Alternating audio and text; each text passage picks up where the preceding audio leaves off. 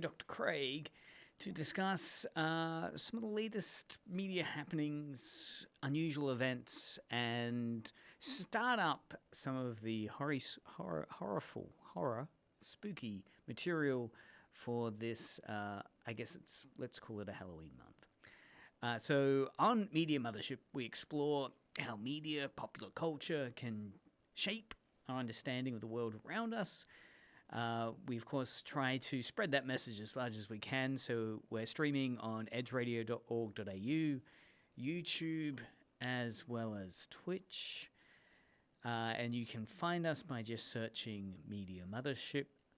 If you'd like to contact us, send us a thought, question, suggestion, you can SMS us on the SMS line here directly in studio on 0488811707, or send a message on the chat on YouTube or Twitch chat to communicate.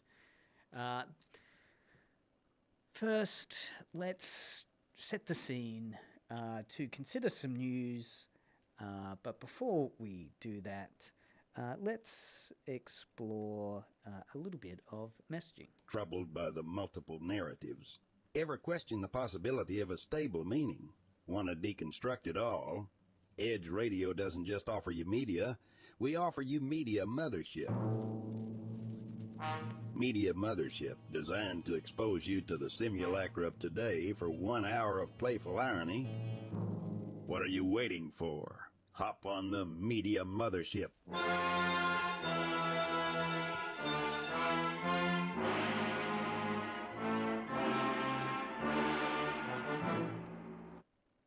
So with that exciting setup, I'm going to play an audio piece from a video game to get us in the headspace for a bit of video game meets science news.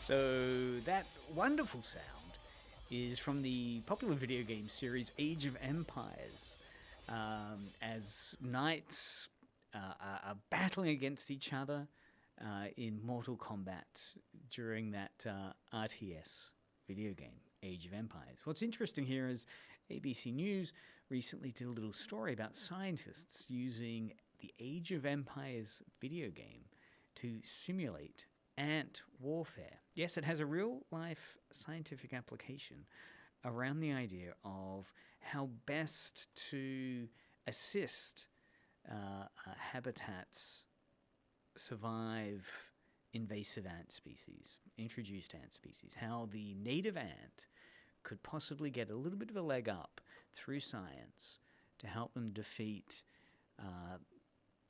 many of these introduced species. So this is a project that's including Australia's CSIRO and the University of Western Australia. So we've got CSIRO and the University of Western Australia teaming up to use the video game here. The article says Age of Empires, and mainly they've used it as part of a bigger project, of course. But with the video game, what they were looking for is a way to simulate ant warfare. All right, something they were looking for. The interview with the researcher Samuel Limbury talks about how they were looking for a video game that they could run various simulations to get an idea of battle practices. So the researcher Samuel Limbury is quoted as saying, Ants are one of the few groups of animal species in which warfare resembles human warfare in terms of scale and mortality. So I guess extrapolating from that idea that ant warfare is similar to human warfare in terms of scale and mortality. I guess if we're thinking of, World War I, World War II, massed combat. Maybe there is a similarity. Very interesting deep dive there. So they use this video game, and within the game, of course, for those that haven't played it, you can build a small empire or large empire, and your part of that game is you can battle other empires, or you do battle other empires. You're building your armies up, mainly medieval kind of level armies. Swords, shields, and arrows, and whatnot, and they're fighting against each other. So what the researchers did was they started to design different armies and battlegrounds within this game of different sizes, and then, as the Godzilla film would say, they let them fight. And then they mapped out the results. And what they were looking for was trying to replicate the larger Australian ants, and they were forming small groups of strong soldiers, and then they opposed them to what was typically some of the introduced ant species, which are smaller but larger in mass. So they created these large groups of weak soldiers. So they had a huge group of weak soldiers battling a small group of very, very strong soldiers, and they were playing up various permutations to see who wins under different conditions. How many weak soldiers do you need massed to overthrow a small number of very, very strong soldiers, and so forth. Dr.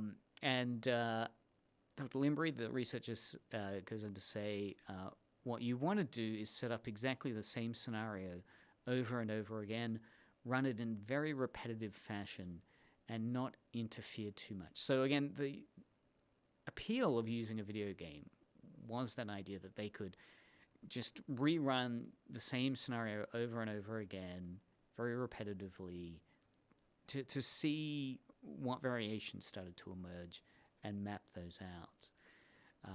So again, what's interesting here, that they're looking at, they were trying to model large native ants. So here they were looking at a type of ant called the meat ant, M-E-A-T ant, battling against what they extrapolated to this typical invasive species like the small non-native Argentinian ants. And then they would see how their small number of very strong ants, e.g., that is the Australian meat ants, found themselves battling against a huge amount of very weak ants, replicating the Argentine ants. And the researchers then conducted also, after this video game research, they then looked at experiments that compared real ants under laboratory experiments to see what the actual ants did and how their behavior was certainly more unpredictable than that.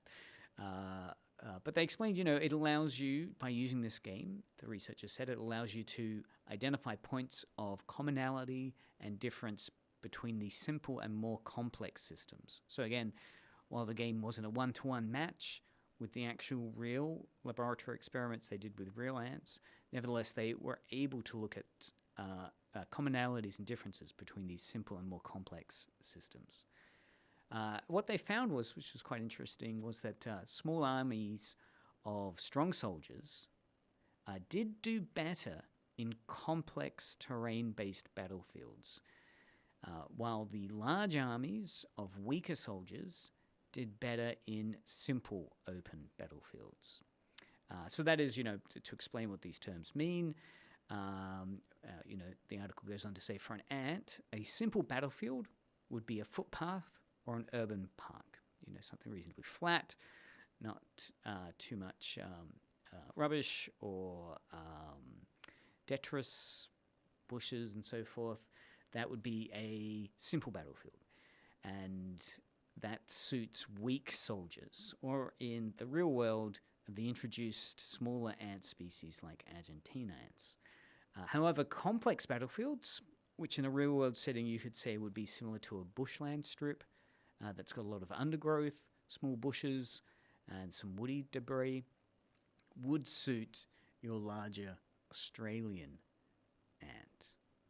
And a small army of these stronger ants do better in what's called complex battlefields. That is, that native ants do better in bushland strips with undergrowth or small bushes or woody debris than native ants do in footpaths and more maintained grassland areas, which is a problem given how much urban encroachment there is in many Australian locations.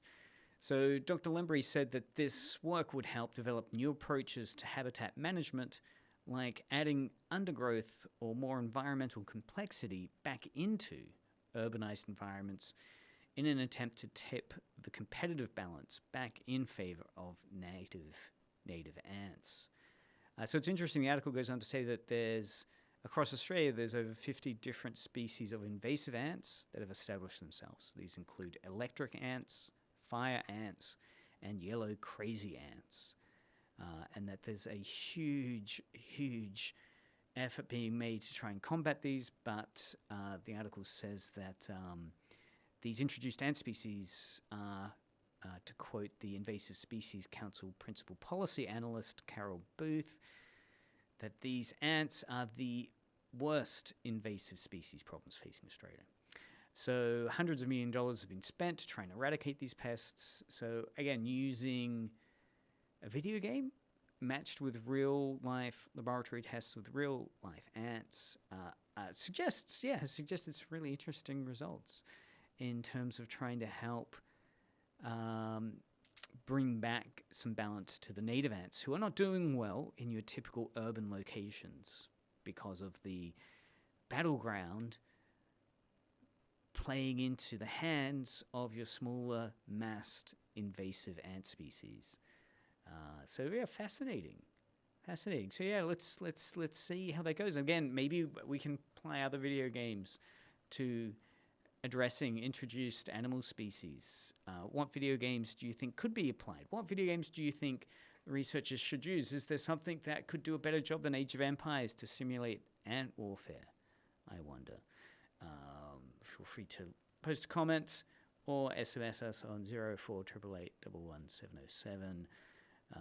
There's a lot of really good real-time strategy games that could replicate it. I mean, the Age of Empire, at least the image they had here, was from quite an old version, so it'd be interesting to see if new versions could help. All right, our next little quick bit of news is an interesting one. It's very in tune with the theme of horror, Halloween, and the impact of media to create reality, how a fictional media text can be misunderstood as real when it's not. So this article is from Gizmodo with the headline, Saw X, so that's the movie, Saw X was so gnarly, its editor had the cops called on him. And this is an article talking about how the editor for Saw X was working to edit the film in his domestic abode, in his house. And of course, for those people that don't know, Saw is a notorious, grisly, kind of torture porn horror movie that involves quite elaborate, horrific scenes of torture, often, or puzzle torture. So what had happened was the editor, so it was during an interview with Saw X director Kevin Grutert, and he revealed that the first assistant editor, Steve Fawn, had the cops called on him because Fawn was working on the sound design for a particularly gory scene featuring the eye vacuum trap. And he had the volume up loud enough that his neighbors called the police to see what was up. So the director goes on to explain that, this doorbell gets rung, and it's the police saying that the neighbors had called to say that there's someone being tortured to death in this house. So the poor editor had to explain that, no, actually I'm just working on a movie, and you can come in and see it if you want.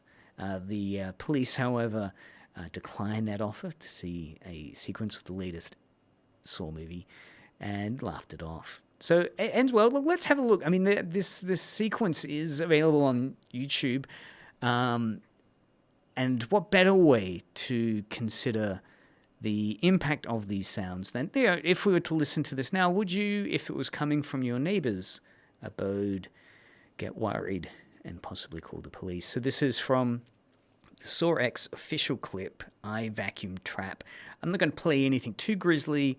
It's him, basically the setting is he's struggling, he's kind of locked into this apparatus, and he's struggling, and we'll just set it up with the villain of the piece explaining what's about to happen. So we won't play the gory sounds, but nevertheless, it'll set the scene, I think.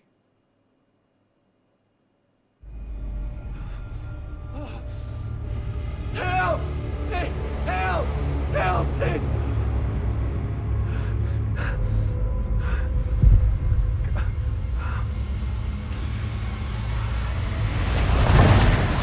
I'd like to play a game. Perhaps one that addresses those sticky fingers of yours. I've had my eyes on you, and I do not like what I see.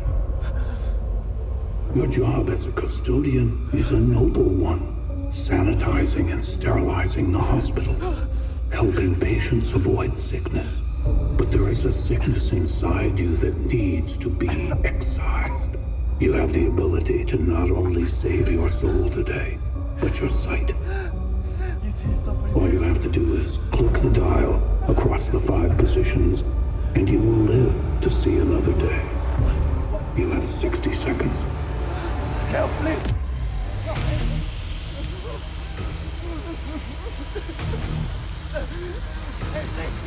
Please, help!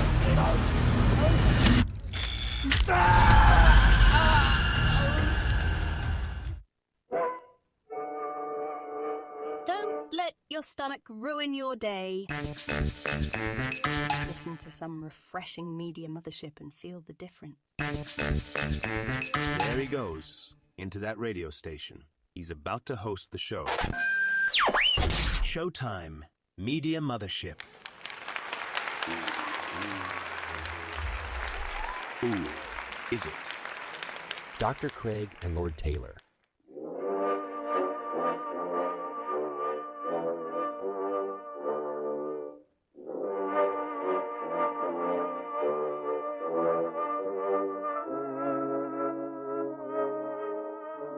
To most people, a radio show is a collection of sounds and words. But there's one program I know of where the hosts explore the power and influence of media on our perception of reality. Every week, they chat with creators, critics, and fans of movies, TV shows, video games, and more. In the first episode, for instance, you'll find the K-pop and cultural intermediaries interview. And in another audio adventure, you can inspect the Harry Potter or Sherlock Holmes radio dramas that are a unique creation of artificial intelligence. Don't miss these chatbot-generated radio dramas gone wrong. That's the show Media Mothership, a fast-moving media analysis who tips the scales at £239. Brought to you by the Tasmanian Youth Broadcasters Incorporated, makers of Edge Radio and other fine media empires.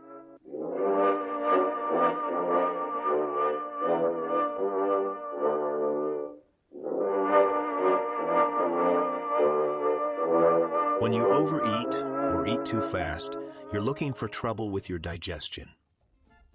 That's no time to let your stomach ruin your day. Instead, try a better way, a gentle way. Listen to refreshing Media Mothership. Yes, when you're bothered by heartburn, nervous indigestion, or other common digestive disturbances, Media Mothership promptly helps to calm and quiet the upset. It settles and sweetens it. You feel the difference.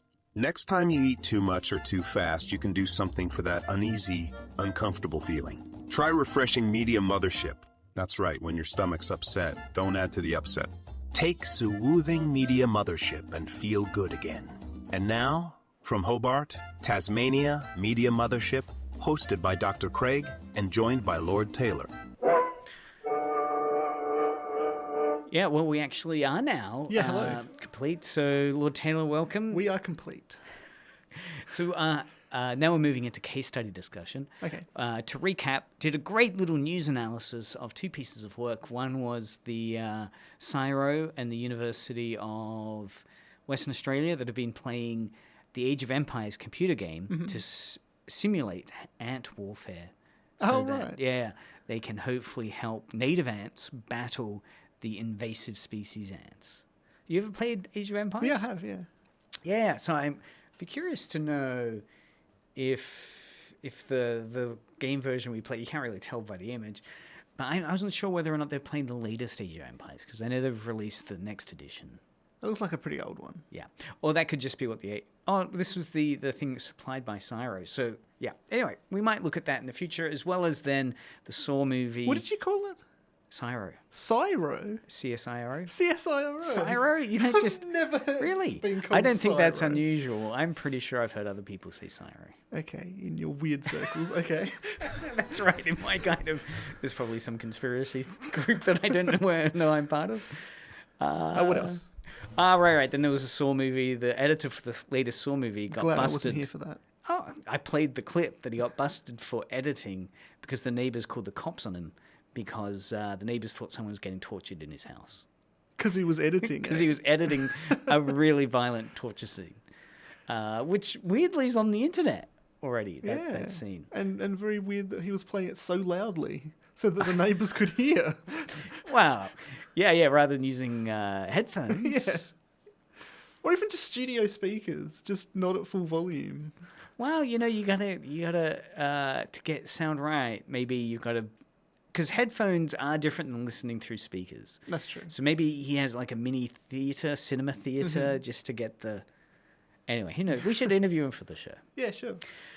However, now case study. So this case study was inspired by you, Taylor, confessing or admitting or Confessing. Divulging. That's it. Divulging that next month is the writing competition. Yeah, NaNoWriMo, National Novel Writing Month. Write a novel in November.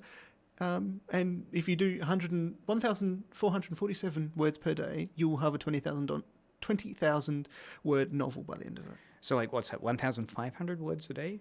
Yeah. If we something round like it up that, a bit. Was That's it a 2,500? I can't remember. lot. Okay. Well, so we're still got time. It's only October the 6th. So, over the next 4 weeks, what we're going to do is map out some genres of writing which might be useful writing guides to use to accomplish this feat. I might do it. I'm not, I could link it to the fundraiser like I've done every week. If you'd like to see us attempt to write a novel, Taylor's already down for his novel. Yeah. I pitched that we should do I should do horror. I said we, but I don't like horror. All right. Well, your tone might change after the next 4 weeks. Anyway, so basically I scoured the internet for what people consider to be the best audio horror story from the classic era of radio dramas, right? So not a Stephen King thing or anything. Something out of... the classic 30, 40, 1930s, 1940s, 1950s. Yeah, something I can play on air, or at least little snippets of. So I've heard this one before, and it comes in often unanimously as the scariest radio drama piece from the 1940s. It's called The Thing on the Fourble Board. Yeah. Fourble Board. And I'll just jump into it, and we can discuss what you thought about it, because you've listened to it. The thing that I like about the show, actually, is that they spend a great deal of it explaining what the hell a foible board is. They do. So some of the comments, I'll just read some of the comments on the YouTube. There's a couple of YouTube versions of it floating around, and all of them are good audio. So one commenter said, still one of my all-time faves, and I literally learned how old oil rigs work from this story, which is, as you're saying, it goes into a lot of depth about how oil rigs work, which is fascinating. Another commenter says, I was doing sort of all right until that effing sound started, and then tears started streaming down my face, completely on reflex. That noise Was it the awakened mewing? some seriously primal fear deep inside me. The noise. Yeah. Did you recall what the noise? What noise? Was it the mewing? So we'll play some clips of that. Really? Yeah, That's look, scary? Well, I think part of it is the setting. I mean, most of the commenters say, and most of the discussion about this example says, look, it really works if you're watching it under ideal circumstances. Oh, yeah, which so is driving at in my night. car isn't. No, not during the day. So at night, by yourself, in a dark house, and then you listen to it. And that's what most people tell the story about freaking them out. So another commenter says, I am getting chills, oh God. I might have nightmares tonight. And this never happens to me, all caps. Yeah, I guess if you're like alone listening to this on your computer with no one else in the house, and that would be a scary sound. Yeah, so it goes on to say, I'm never affected by things I watch or listen to, and it's even still light outside. Oh God, why? So for this one person, even not necessarily ideal circumstances. This wimp, yeah.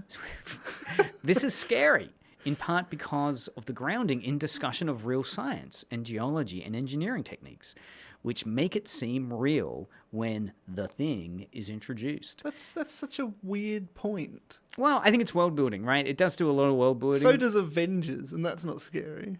Well, it's world building for different purposes. So I'd say in this case, the world building, that is the incredible amount of detail on the geology and engineering of oil wells, is maybe pacing, right? It's also about slowing down that pace. Yeah, it is quite So then slow, when you that do, when you do get to a moment of describing horror, it speeds up a bit and you hear his voice change. And also it kind of gives that unreliable narrator vibe by the end, that you realize that all of the science and geology he's explaining is about his reliable narrator status. And then at the end, we'll go into it a bit, but that unreliable narrator twist happens. Yeah. Where you realize this person that we're listening to tell the story to isn't who I thought it was. Yeah.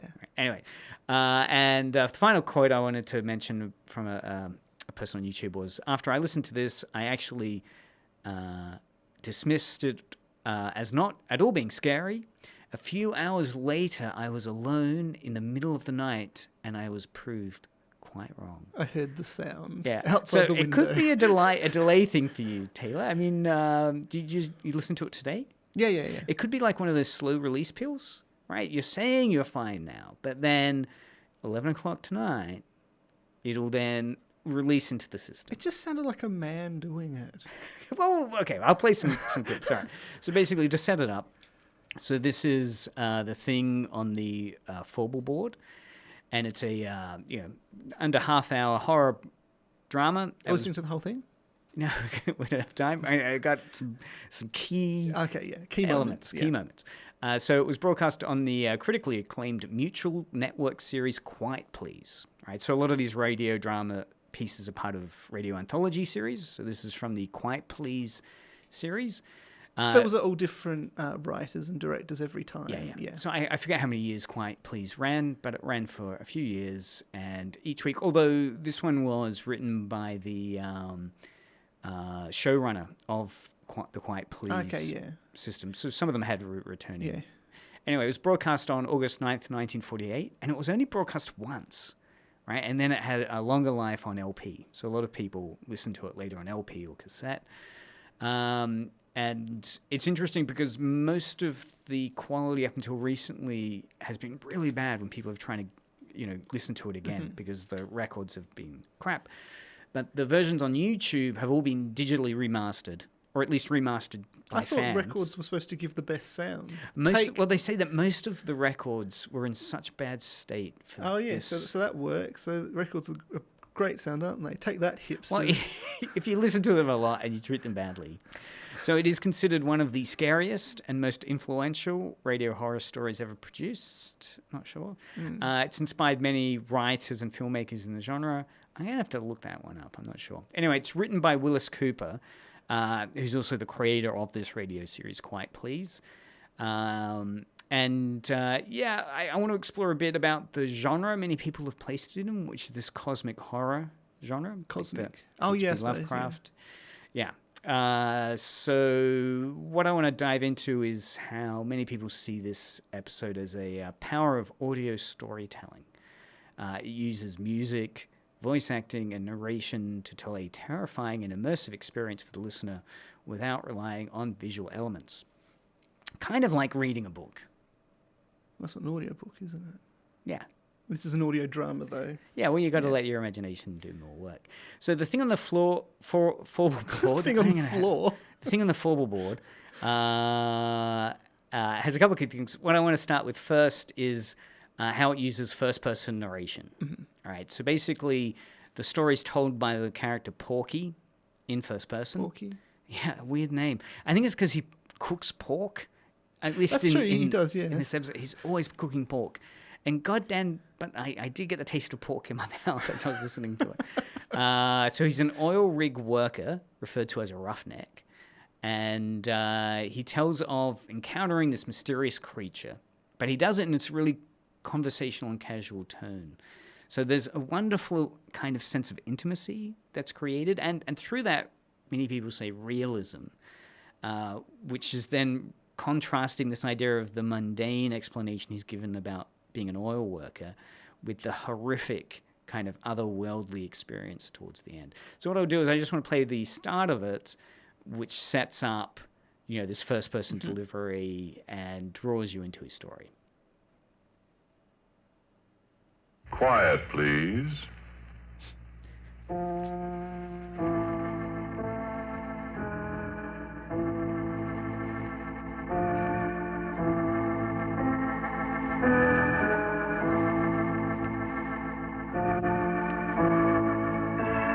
For a bit. Quiet, please. Quiet, please, for tonight is called The Thing on the Fourble Board. It's good organ playing. Yeah. Me, I'm a roughneck. Well, I was a roughneck, 20 years ago. A little too old, too slow now. Besides, I got $1 now. I don't have to be a roughneck, you see. Good bass to his voice. Married, got a nice home. Had to meet my wife. Hey, Mike. Her name's Maxine, but she likes to be called Mike. Mike! I guess she's busy out in the kitchen someplace. Besides, she doesn't hear very well. Shame, too, she's so pretty and everything. Well, you'll meet her. Sit down. I was saying I was a roughneck. Well, no, that doesn't mean exactly what you think it means. A roughneck is an oil field worker, specifically a guy in a drilling crew. All right, pause it down a bit. So what's really interesting there is, he's talking with someone, like he's saying, sit down, I'll get my wife, Max. Max comes over here, I want you to meet my guest. And a little bit of Maxine, likes being called Mike. And that's foreshadowing, right? Listening to it. It's one that I think is good listening to it again. Yeah. What's also interesting is one of the comments was talking about this guy who loved this radio drama and said he wanted to teach it to an English class and what type of American accent he's speaking in. And then this big discussion blew up on the discussion board talking about how it's actually not an American colloquial voice he's using. It's very much received pronunciation. Right, yeah. He's doing the 1940s radio voice there. There is a bit of a Texas drawl, but it's very much kind of tapped down for a radio voice. Yeah. Because I don't think a roughneck sounds True. like that. And that's what some commentators were saying as well. So again, but we have this nice first-person delivery throughout. It's really, there's only, his voice is what sustains the whole story. Yeah. We have 2 or 3 other characters. Billy. Yeah, but barely, yeah. All right, so the other thing that I want to go into a little bit now is how it explores these themes of isolation, madness, and the loss of identity. As Porky's describing working... I know, it's not a name that you would think is a horror character. Working in this remote and hostile environment and setting up this kind of encounter with this entity that then kind of drives them a little crazy. So there's a kind of a mystery which is set up. So I want to kind of jump in just to the mystery beats. The ring. of the piece, the ring. Oh yeah, the ring. But first, before that, it starts a little earlier. So what happens is, so they've had to. We're nearly 5 minutes in, and he's just been explaining how in the oil rig they hit water quite a bit down, and because of that, they had to stop, put concrete in, and let that dry, so then they can drill through it and not have a flood occur. And so this is the scene they're at now. So they've done that. The geologist is coming in, right, to just check what's occurred because they hadn't anticipated hitting water that far down. So here we have the geologist arriving, and it sets up the first idea of this kind of mystery that's being set up in the story. Banquet. Hey, where's that core? That's what I came up here to look at. Yeah, back there on the bench. Look at it after supper. Hey, What? didn't you say you were all alone here? Well, I thought I heard somebody talking. I don't see anybody. Keep an eye on that pork chop. You won't have any supper. Yeah, I'm watching it. Here, let me put the coffee on. Like so. When'd you finish cementing? This morning. Last tower only made about 10 feet of holes, so Ted shut down before we get flooded out of house and home. Funny about that water. How? Oughtn't to be any at that level, according to my figuring. Well, there is. Is it salt? Sure, right out of the bottom of the ocean. That's funny. Well, maybe I'll be able to tell something from the core. So they're setting up this idea of the geologist, the scientist character that you always have in these stories, is just puzzled, right? There shouldn't be water this far down. What's going on? We should just be hitting shale. This isn't making sense. So then I'll skip forward a little bit to the next mystery, which sets up. At this point, they don't know there's anything there, right? They just think this is unusual. This is like they've sunk this thing down into the depths of the earth, and they've hit something that they've not encountered with any of the other oil rigs that they've done. And of course, the key thing to remember here is that it's very isolated location, right? It's not in the middle of the city or anything. All right. Okay.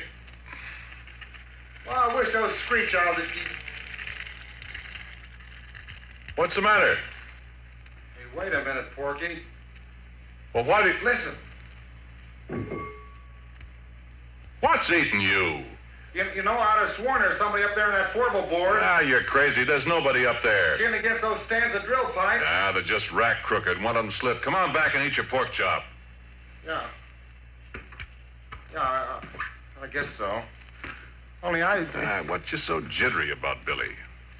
Come on, eat your sandwich. Here. Yeah, well, thanks, Porky. I don't know. I'm just naturally that way, I guess. I'm always scared of the dark. I'm scared. Doggone it, I hate to be a baby, but I... So it's interesting. They're setting up their fears, right? Again, foreshadowing. He's scared of the dark, and Porky is scared of spiders. Yeah, which is, again, foreshadowing, right? It's a nice piece in terms of when you first listen to it, you're not really seeing how the foreshadowing is going to pay off. But let's skip forward a bit. So this is where things start getting a little... Should we sort of like explain what a foible board is first? Well, are we at the Fourble... Oh, okay, yeah, because this is the Fourble Board scene now. Okay, so they're explaining it. Yeah, maybe I may have skipped. Anyway, I'll explain it in case they don't. Okay, yeah. Because the Fourble Board is the middle section on the oil rig where people can stand and inspect the drill shaft and so forth. Yeah. So it's actually on the scaffolding of the kind of prism that the oil rig exists as, and the Fourble Board is the wood they stand on, or I guess that structure. And it's where they encounter the odd thing. Billy turned his light off, and I come on inside. And just as I come up the steps, he let out a yell. Yay! What's the matter? What's the matter, Billy? Hey, come here. Look here. Well, what's it? Look, Porky. My... Where did you find that? Now, listen, Porky, I give you my word. That was embedded in the core. Why, it couldn't be. I tell you it was. Look where I dug it out. You know what? That rock there comes from a mile underground. And it's been a mile underground for 1,000,000 years. And look at this. And I did look. And what he was holding was a gold ring. And it was all carved and filigreed just like jewelry. And there wasn't any kidding about it. It was real. So they set up the ring that's like a millennia ago that somehow they've brought up. And that also, as they clean up, well, they see next to it this finger that then they clean up. And as they take the mud away from it, it vanishes. That is, it's invisible. It's kind of a translucent object. This then sets up, and I'll just skip to now, so this is 6 minutes in. So at the moment, they've just been setting it up, right? They're coming across all these weird things that don't make sense. And now they climb up to the Fourble Board because they've got that sample. They head up to the Fourble Board to have a look at the other samples and see what else is there that they've dug up. And that was 20 years ago. Sorry. 20 years ago. Well, that was enough. 2 accidents in a row. The whole crew quit. They wasn't going to wait for a third. And it was Ted's money that was paying off. There wasn't any more, and as far as I know, the abandoned derrick is still there. I think you missed an important part. And that was 20 years ago. All right, well, yeah. So what happened was the geologist died. Yes, right? his neck was broken. His neck was broken. We don't know why or how. It's a great scene. I won't spoil it for you. We don't have time. But do listen to that scene. Okay, so then there was a second accident. There were 2 accidents. They fell asleep. They got drunk. Got drunk, fell asleep. When he awoke, his friend the geologist was dead. Yes, and he dreams of spiders. It's a wonderfully creepy scene. But what I want to get to now is that voice, right? So the commenter said that he was coping with this story until that sound happened. And yeah, many people say it's this voice acting and the sound. And interestingly, the voice we're going to hear is played by Cecil Roy, who also did the voice for the radio drama series on Casper the Ghost. Oh, right. She played a lot of children's things. So 1654. So what he does is, so that was 20 years ago. He goes back to it. 20 years later. 20 years later, yeah. And then he encounters the thing. Then he goes up to the Fourble Board. Yep. That traveling block was right in front of my face when it broke loose. It was hanging by steel cable, 3/4-inch steel cable. And I saw that cable break right before my eyes. Sorry, what he's describing now is the death of the foreman, the owner of the oil rig, there was a police investigation, and he wasn't charged with any crime, and they decided to go ahead and find the oil there. But then there was another accident which killed the owner under very suspicious circumstances. So he's describing this. Looked just like a piece of string when you snap it between your fingers. You know what? There was something up there on the Fourble Board with me.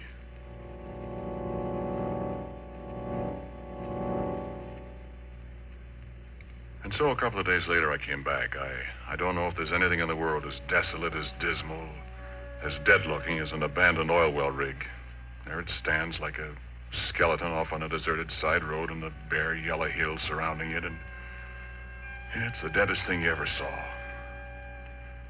I sat in my car for a long time looking at it. Everything was just the way we'd left it. I looked into the floor. The smashed traveling block was there alongside the rotary table. There was a little mutter of steam from the boiler. That was all. Then I heard a tinkle of something as it hit the ground alongside me. I looked around. There wasn't a soul in sight. But at my feet was the gold ring that Billy Grunwald and I had found in the core of rock that came from a mile underground and from 1,000,000 years ago in time.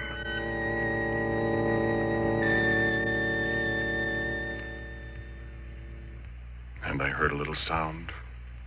The sound of a kid crying. And there wasn't any kid up there. And I heard it again, and it came from above my head, and I took out my revolver. I loaded it carefully. I started up the ladder to the Fourble Board.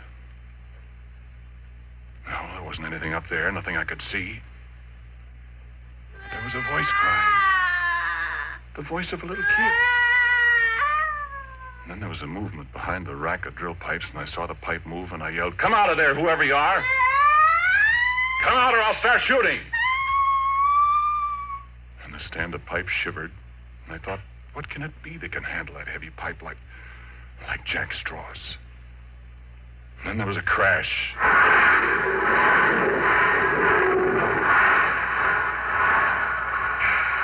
The whole stand-up pipe fell over, and I just got out of the way in time. And I was alone on the Fourble Board with the thing. But I couldn't see it. I felt the platform tremble under my feet again as something moved toward me. I fired 2 or 3 shots. And nothing happened. I started backwards. I knew it was following me because I could hear it meowing like a cat. My feet tripped over something. I saw it was a big can of red lead that somebody had left up there. Without thinking, I picked it up and I threw it at the sound, and it splashed. And there it was. And I wish the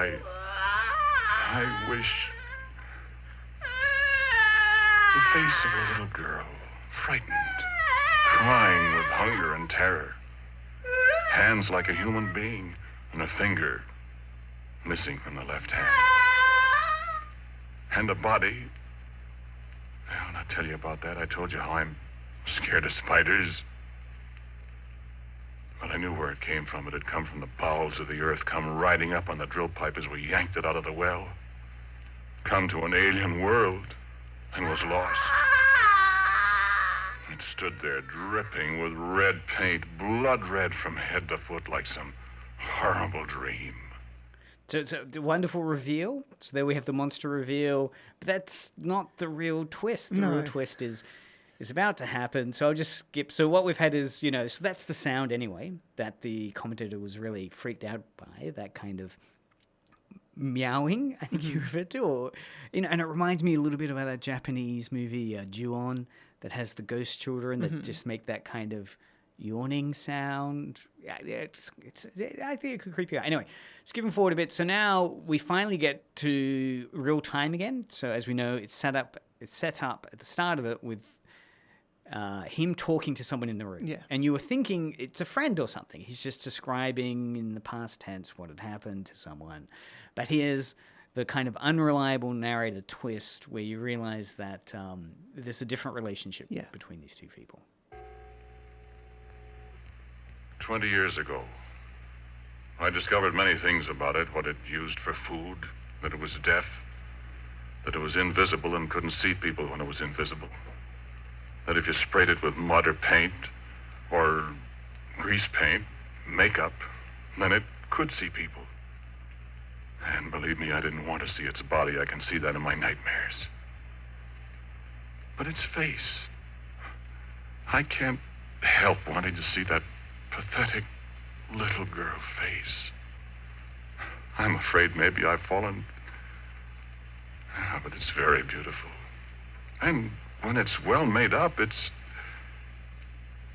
But making it up, rubbing grease paint on a stone face that looks at you and smiles, and it makes sounds like a lost kitten yet. I can disguise the body in long dresses. She can't hear very well, and when she's hungry, I have to stay out of her way. I found out what she likes to eat, remember? No, sit still. Sit still, do. Sit still or I'll have to shoot you. So, yes, this sudden shift in tone, and we realize all along that, in fact, this poor chap that's hearing this story is... The prey. The prey, yeah. I mean, I like the suggestions that are there. It doesn't come out and explicitly spell everything out, that she's got a spider body, that he's married her, that he's gone completely crazy, obviously, and developed this relationship with this thing. And then also, provides her with food, right? Brings these people back and somehow, traps them. So So what did you think? We've got a minute. Yeah, it was all right. The most terrifying. It's not the most terrifying thing I've heard. It's an interesting concept. Yeah. It's good, and it's definitely really good for the time as well. Yeah. Look, I do think there are, when you go back and listen to stuff from the 40s, some of those dramas you really have to give a little historical asterisk to and explain, okay, well, we're going to cut it some slack because it was conforming to various audience expectation and requirements for production. My current favourite one is called Scherzo. Scherzo. Is this a podcast or No, it's radio a drama? radio drama. Oh, from the 40s? No, Oh, from okay. modern day, from the Doctor Who universe, Doctor Who audio wow. adventures. It's really good. The Doctor and his companion go to this place and they can't see. And they can't see anything. And there's this really high-pitched sound that plays during it, and it's just it makes you close your eyes up, and it's like it's really good sound design. Yeah. And they spend the whole 2 hours of the episode not being able to see and just going around, Which is so clever for an audio drama because everything then has to get explained in Exactly. audio. I'd love to circle back to that and discuss it in next week's episode on how to write for audio. So that was the thing on the Fourble Board. Fourble Board. Do listen to it. It is worth listening to. Yeah, it's definitely worth listening to in its entirety rather than just in this little snippet format. Yeah. But again, it's interesting to see how they're executing some really interesting tropes around storytelling in 1948. So thanks for listening to Media Mothership for another week. If you've enjoyed the show, please, if you go to YouTube or Facebook, you can subscribe. Leave us a review if you're listening via a podcast. If you have any questions or topic suggestions, write in to us on Facebook, Discord or Instagram, or even YouTube or Twitch. Or letter. Or mail somehow. I haven't got my address up there. Send a mail to Edge Radio. Edge Radio. Yeah. Contact details are available on the YouTube site or at Facebook or on Edge Radio.